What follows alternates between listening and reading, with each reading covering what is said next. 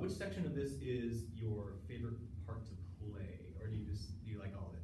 I like all of it. You like all of it? Okay, awesome. So the first thing I wrote down here is that I was very impressed with your bow control at measure 8 and 9, 8, 9, 10, and 11. That was fantastic. Very, very nice.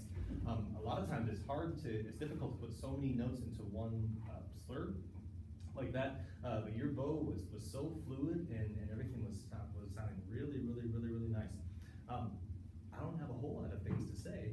The one thing that I think you could probably work on a little bit intonation-wise would be at measure 13, down at the last line there. All right?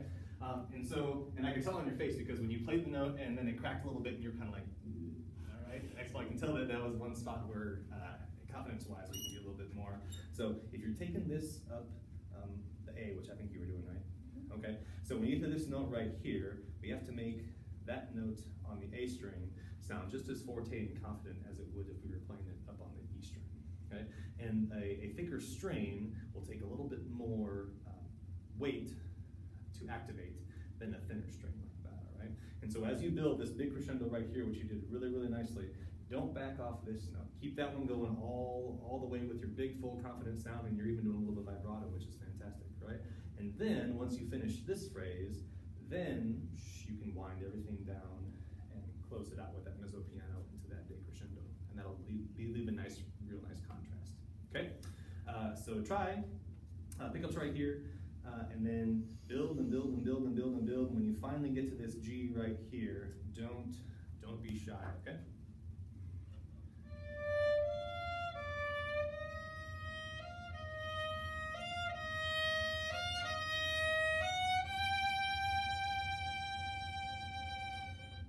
Yeah, exactly. And one thing that may help even more is that if the closer that you get to the balance point before you start that note, the easier it's going to be for the weight of your bow to sustain the note all the way through, depending on how long you're going to hold it. So if you're going to hold it that long, more of almost like a fermata, that's fantastic. You just want to make sure that your bow placement is at a place where when you pull all the way to the tip of the bow, you still have enough resonance there to get the sound, to make it forte all the way through. Okay, awesome. So maybe even start a little bit more softly here, and that way you have a lot of room to grow until you get to that forte. Okay, try one more time.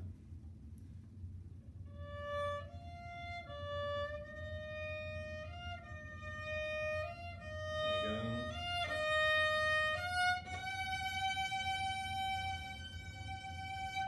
And then finish it up.